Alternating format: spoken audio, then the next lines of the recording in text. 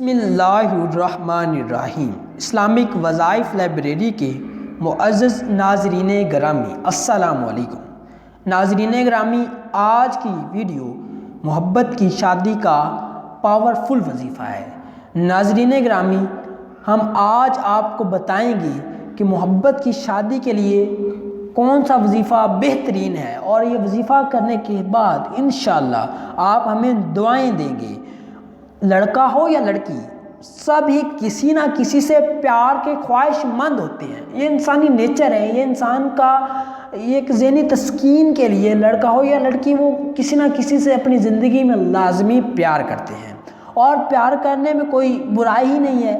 مگر ہمارے اس معاشرے میں، بالخصوص پاکستان اور انڈیا میں، پیار کرنے والوں کی راہ میں بہت سی رکاوٹیں پیدا کی جاتی ہیں، بہت سی رکاوٹیں آ جاتی ہیں۔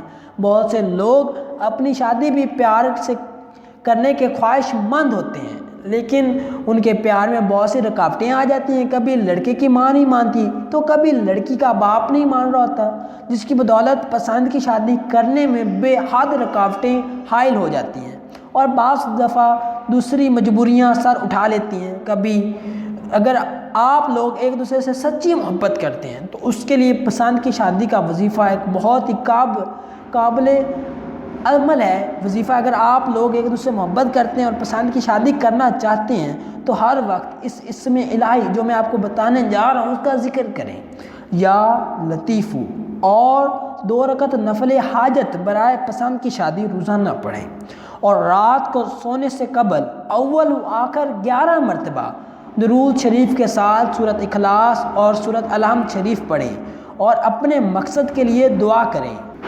عمل کی مدت 3 ماہ ہے، انشاءاللہ اپنے مقصد میں یہ ضرور کامیاب ہو جائیں گے۔ اگر آپ لوگ سچی محبت کرتے ہیں، انشاءاللہ یہ وظیفہ آپ کے لیے نہایت مفید ثابت ہوگا۔ ناظرین گرامی، وظیفہ کرنے کے دوران کوشش کریں کہ کسی قسم کا کوئی شک، کوئی گمان اپنے ذہن میں نہ لائیں۔